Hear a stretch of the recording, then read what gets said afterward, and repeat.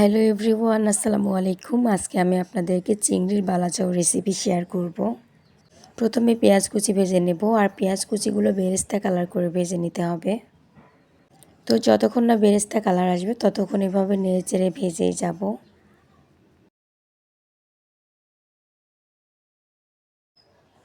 পেঁয়াজ কুচিগুলো ভাজা হয়ে গিয়েছে আর কালারটাও কিন্তু খুব সুন্দর এসেছে। এখন উঠিয়ে নেব। এখন একই তেলের মধ্যে দিয়ে দিচ্ছি রসুন কুচি, আর রসুন কুচিটাও লাল লাল করে ভেজে নিতে হবে। আপনারা চাইলে রসুন কুচিটা লম্বা লম্বা করে চিকন চিকন করেও কেটে ভেজে নিতে পারেন।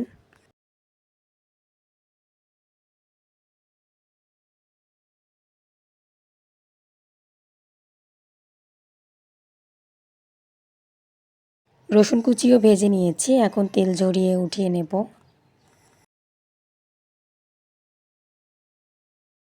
দিয়ে দিচ্ছি শুকনা মরিচের গুঁড়া, তারপরে দিয়ে দিলাম পরিমাণ মতো লবণ। লবণ আর শুকনো মরিচের গুঁড়া খুব ভালো করে মিশিয়ে নিতে হবে।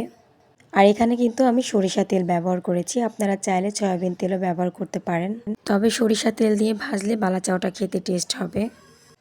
এখন দিয়ে দিলাম আগে থেকেই পরিষ্কার করে নেওয়া ছোট ছোট চিংড়ি। এই চিংড়িগুলো আমি গরম পানি দিয়ে খুব ভালো করে ধুয়ে নিয়েছি, তারপর ঠান্ডা পানি দিয়ে খুব ভালোভাবে ধুয়ে নিয়েছি।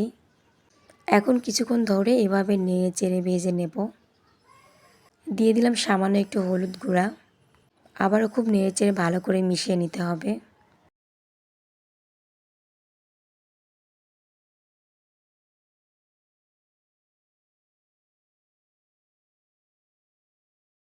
এখন দিয়ে দিচ্ছি আগে থেকে ভেজে নেওয়া পেঁয়াজ কুচি আর রসুন কুচি। সব কিছু আবারও খুব ভালো করে নেড়ে চেড়ে মিশিয়ে নিতে হবে।